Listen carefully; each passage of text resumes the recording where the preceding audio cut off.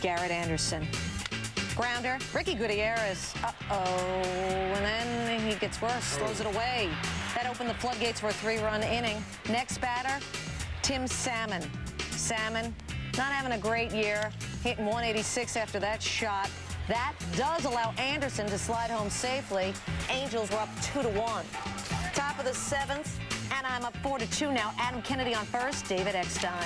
Eckstein 1 for 3. It's a fly ball here. Russell Branyan, good hustle for Branyan, makes the catch. The problem with him, the throw, well, you see where the throw went.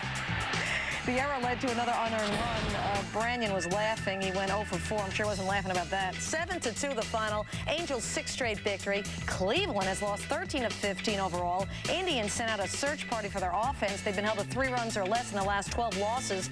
Anaheim's Darren Erstad, the former punter at Nebraska, has kicked it up a notch. He's got 5 hits in his last 2 games after only having 13 in his first 17. White Sox looking to take their 2nd straight from Seattle. Rain early on, delayed the game for a few hours. Paul Konerko, when it got going, 1 for 5. He's hitting 364. That extends his hit streak to 18 games. Next batter for Chicago, John Valentin. That's going off the wall. For an RBI double, that scores Maglio Ordonez. 2 for 4 was Valentin. 1 RBI, he's hitting 228. Up, here come the Tarps. And the umpire, Bruce Fromming, makes the call to stop play. 2 more short delays would follow. Now top of the 8th, Brett Boone. Great Durham. Great diving catch. Great play. Boone 1 for 18 in his last 5 games. 4-2 Sox. 1 on bottom 8, Carlos Lee. Lee, not scared of heights, his 4th home run of the year. Sox now up 6-2. And guess what? The rains came. Lou Piniella not a big fan of Mother Nature, because in the end, it was a 9-2 White Sox victory over Seattle. 8 of 9 Sox collecting hits in this one. Only Frank Thomas goes hitless. 8th inning, Cards up 4-1 for Tino the Bambino against Vic Darrensburg, and Tino got it. 2nd homer of the game. 2nd as a Cardinal. 5-1 Cards. Top 9. 1 out, 6-2 Cards, 2 on. 1 out.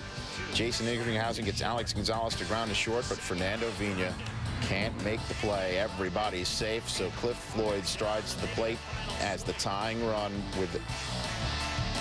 and Floyd with 2 outs hits a dribbler to Vina, who can't make the play. 2 runs to score. 6-4 Cards. Mike Lowell, now the go-ahead run pops up to you-know-who, Vina.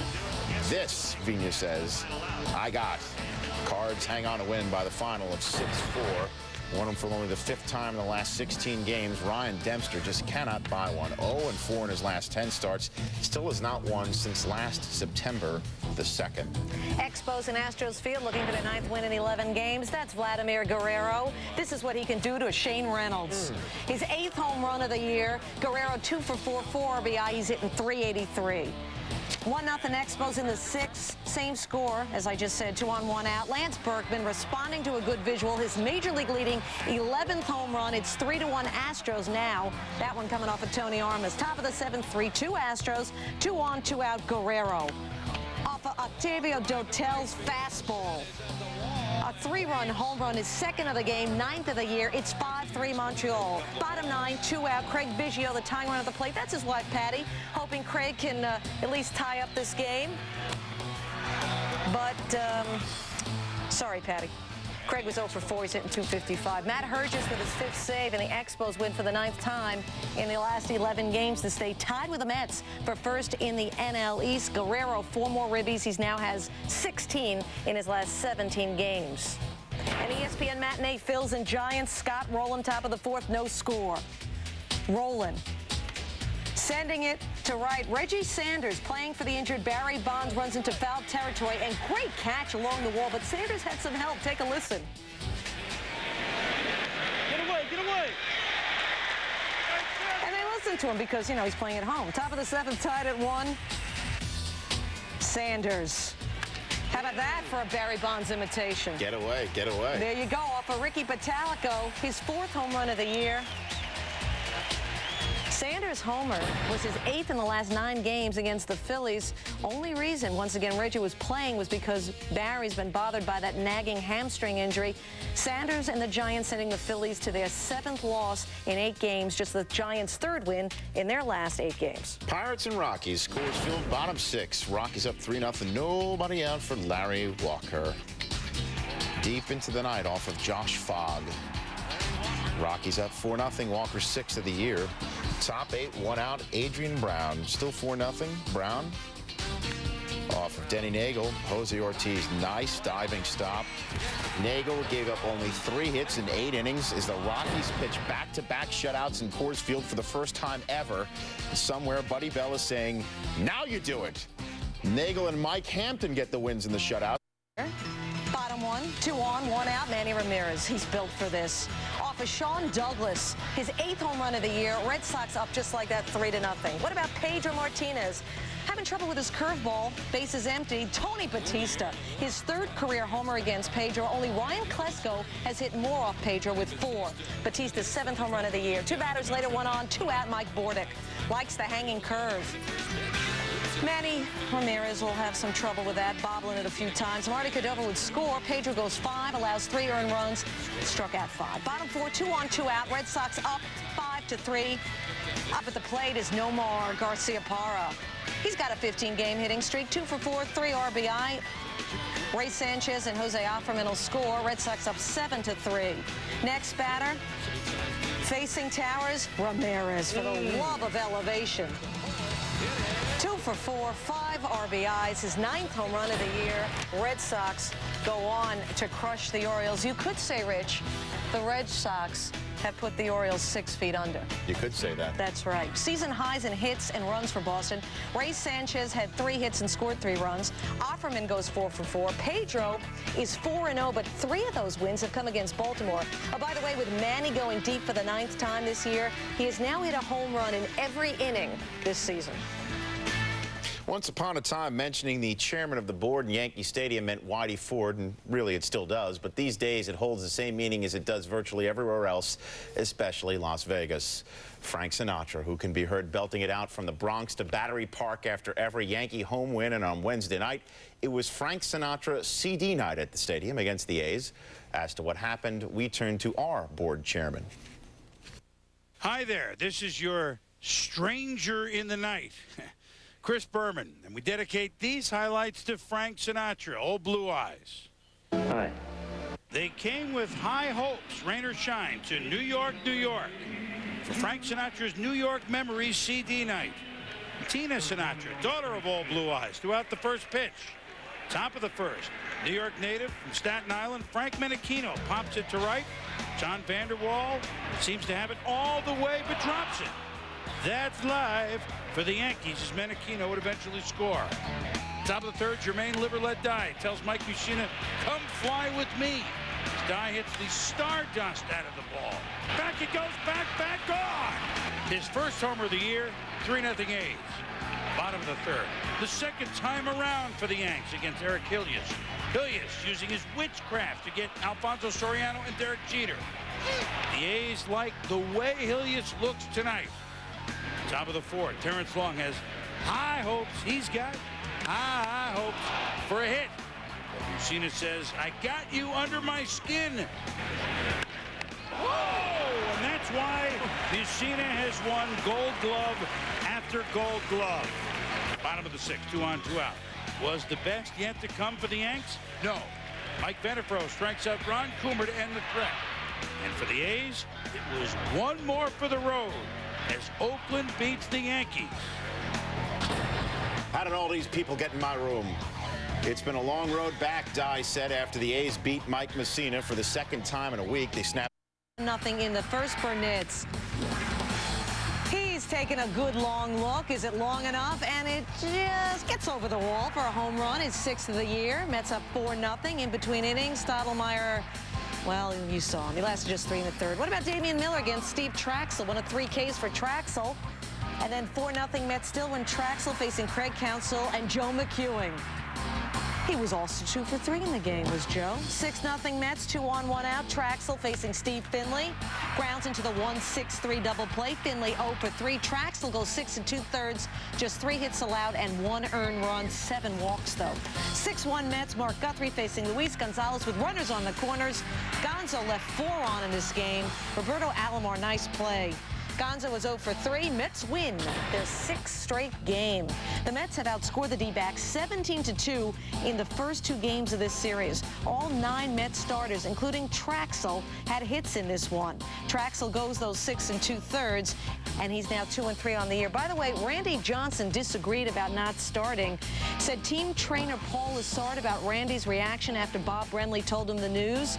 You know the phrase, if looks can kill. Well, there'd be 4 dead people there.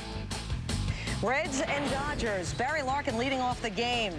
Hitting just a $193. This off a Hideo Nomo. First of the year for Larkin. Goes above the Mendoza line to 2-0-2. 1-0 Cincy. Runner on first. For Cesar Izturis, that's a shot up the middle. Great stop by Larkin. He still has it. Tag second while on the ground for the force. Still 1-0 after 1. Bases loaded, 1 out. Bottom third now. At the plate, Paul LaDuca.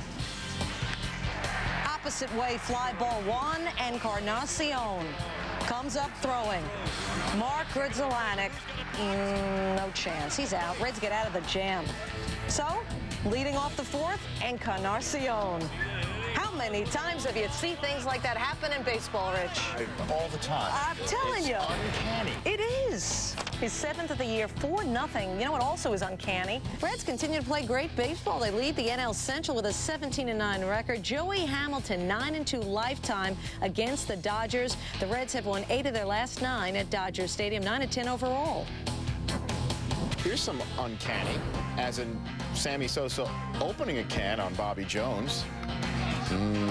The other way, 9th homer of the year to tie the game at 2 in the 4th inning against San Diego. 6 of Sammy's first 9 home runs this year have been a right field. Bottom of the 4th, Ryan Klesko fouls this one off his right shin. You saw Jermaine Dye nearly broke his leg on a play like that last year, but Klesko stays in the game, and boy, he just rips John Lieber off the wall. But he is hurting. He's still hurting. It's smarting. Same inning, rookie Sean Burrows up with 2 on. Burrows, base hit. Klesko, Ray Langford come on down. Huge runs for San Diego, who go up 4-2. Why were they huge? Because in the top of the 8th, another plate appearance for Sammy Sosa. Takes Jeremy Feacock deep and gone. 10th home run of the season for Sammy. Now 4-3. Padres hand that lead over to Trevor Hoffman facing Delano DeShields in the 9th. Sean Burrows robs DeShields, who can't handle the truth. San Diego hangs on to win by the final of 4-3. Bobby Jones gets the win. He's now 11-1 against the Cubs in his career. Cubs have lost 5 in a row. Padres have now won 6 of 7. Hoffman now has 321 saves with San Diego, a major league record for a closer with a single team. Braves back where they once belonged in Milwaukee. Top of the 1st, 1 on, 1 out. Chipper Jones got it off of Ruben Cavedo. 4th homer of Chipper's season. 2-0 Braves, more than enough for the cruising Tom Glavine. Ron Belliard in the 1st, swinging. Next batter, Mark Loretta. Get back, Loretta. Next batter, Jeffrey Hammonds, swinging. Strike out the side. Bottom of the 5, 2 outs. Jeff Jenkins. Look at 6 strikeouts, 3 hits, 8 innings for Glavine. Bottom of the 9th, John Smoltz in to close it. The pitch. Loretta ground up the middle. Rafael for a count. Spinorama. Wes Helms grabs it. Great play. Braves win. Snap a 3-game losing streak. Thanks in part to their road warrior. Glavine has allowed only 2 earned runs in 21 road innings this season. Without Glavine, Twins looking to make it 7. Greg Vaughn hitless in his last 33 at-bats. Rick Reed gets him out swinging. Vaughn hitless in his last 34 at-bats. Top of the 4th, Vaughn leading off. Liking this curveball, stays with it. Down the line it goes for a double. Vaughn 2 for 4 in this game, improving his batting average to 116. It's a start. Twins down 1, Tom Prince. That's royal. Off a Tanyan Sturts, a 2-run home run. Twins would go up 4-3. They were up 5-3 in the 9th. Eddie Godardo comes in for the save, trying for his 11th save in 11 tries, and Randy Wynn helps make it happen. 5-3 the final. These are the Royals against the Tigers. Bottom 3, 2-0 Tigers. Dan Reichert facing Robin Fick. 2 men on. Fick grounds to Mike Sweeney, who throws to second. And Bobby Higginson slides into Nefi Perez, who tries to break it up. Umpire Greg Gibson calls Higginson out for interference, so it's a double play. Bottom of the 8th, 7-6 Tigers. Higginson with 2 on, grounds into the 4-6-3 double play, and Perez was upset about that earlier slide. Tells Tigers first base coach Rafael Landestoy something. Higginson's involved. No, we got words, and suddenly we're playing the field. We're playing the field. Nephew was still crying about me trying to take him out of second base. It's a clean play. That's baseball. And earlier in the game, you mean? Earlier in the game, and I got called for interference, which I thought was a bad call. And you know, he runs off the field and he's talking in Spanish to the first base coach, and I just wanted to know what he was saying. I mean, we got to play these guys a whole bunch more, so I don't think it's over yet. So it was a language barrier thing. Perez still wasn't cooled off after the game. That's dirty baseball, but if they want to play that